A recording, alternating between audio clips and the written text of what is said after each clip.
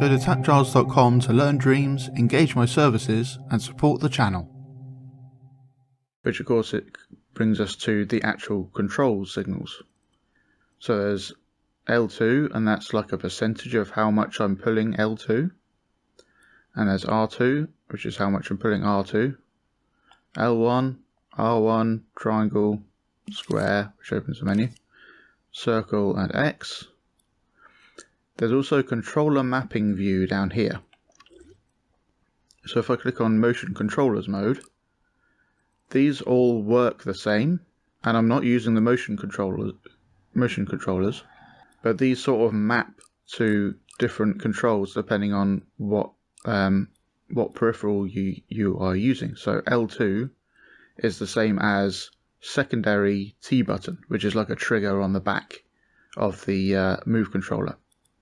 So if you're right-handed, the secondary one will be in your left hand. And then R2 is R2 on the normal controller.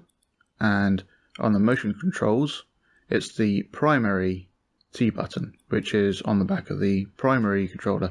So if you're right-handed, it will be on the back of the one you're holding in your right hand, essentially. And so on. They all have these like different mappings depending on what controller setup you're using.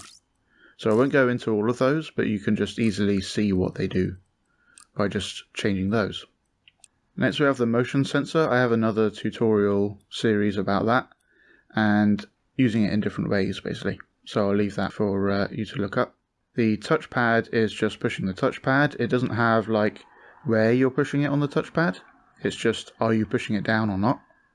Same for the left stick and the right stick. If I click those down, those are doing things because that plays time. The right stick and left stick rewinds. But those are just simple kind of button presses, you could think of them as.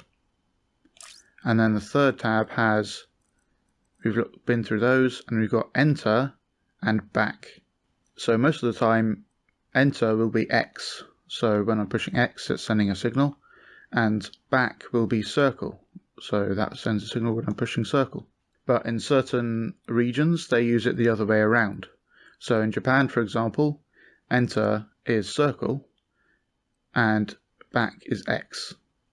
So the different ones will send a signal. So if you want it to be kind of more user-friendly for people in certain regions, then instead of just using X and circle, you can use enter and back.